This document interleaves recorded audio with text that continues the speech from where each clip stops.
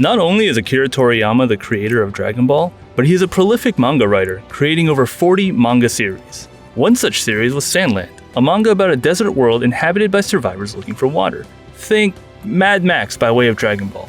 For reasons that still aren't super clear to me, though you'll hear no objections, Sandland is back in a big way.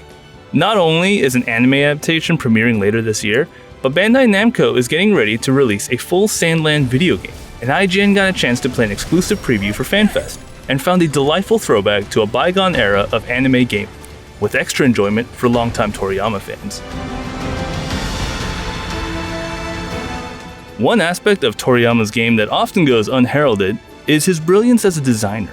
One look at his steampunky, circular car and airplane designs and you know instantly who drew them.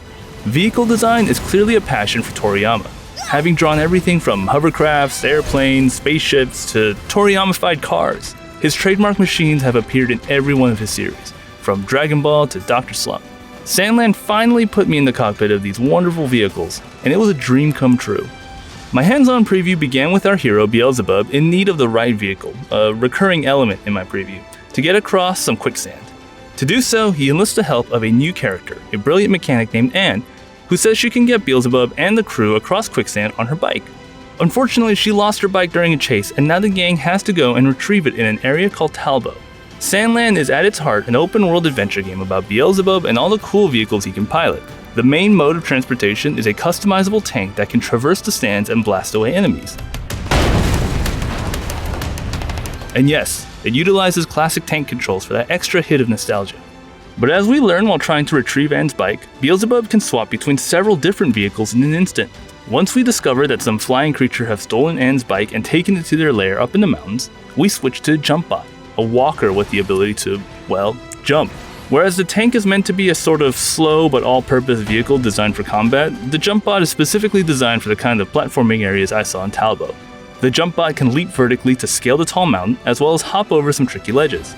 Once we reach the monster's lair, it's back to the tank to blast away at the flying creature. Maneuvering around while firing the tank's cannon takes a bit of a learning curve. Though my preview started partway through the game, you might be spared said learning curve through a tutorial and or the practice gained in the early part of the game. Nevertheless, the controls are intuitive enough for anyone who grew up playing old PlayStation games, so taking down the flying monster was no problem. The second part of my preview was where the vehicle customization truly shined. As you get further into Sandland, Anne's workshop will open up, allowing you to fully customize not only your tank, but a variety of other vehicles Beelzebub has access to in Sandland. Focusing primarily on my tank, I was able to pick and choose different weapons, sub-weapons, threads, and other kinds of accessories to build my personal Sandland destruction machine. I mostly went with aesthetic this time, but I did opt for a rocket launcher weapon that I got to try out later in my demo to great effect. But customization doesn't stop there, because once you have your loadout picked out, you can go next door to give your ride a custom paint job with a variety of colors and decals to choose from. Like I said, if you're a fan of Toriyama's unique vehicle designs, Sandland will let you fully geek out. The second half of the demo was dedicated to some of the side activities Beelzebub can take on. There are side missions where Beelzebub can accept bounties on some high-profile targets, more on that in a bit, as well as races where you can take your newly customized ride for a true test. With 3 different race difficulties to choose from, each changing the course in some way, you can test your ride against enemy riders and time itself. There are other side activities Beelzebub can take on in Sandland, one of which is accepting bounties for tough enemies roaming the desert. I took my newly customized tank out to try and nab some of these bad guys and found that my new missile launcher equipped tank was more than enough to take on some of these bad guys in the blink of an eye. One final note is that even with my limited hands-on time, Sandland is shaping up to be massive.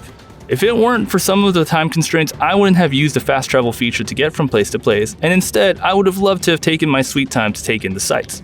Alas, that'll have to wait until I get my hands on the full game. Sandland's transmedia returns is a true surprise so far. Honestly, I haven't thought about it since reading it in a copy of Shonen Jump over 20 years ago. And here it is in a brand new game and even a new anime. For fans of classic PS2 era anime games, there's a lot to be excited about in Sandland, even without knowing anything about the series. However, Sandland really feels like a love letter to Akira Toriyama fans.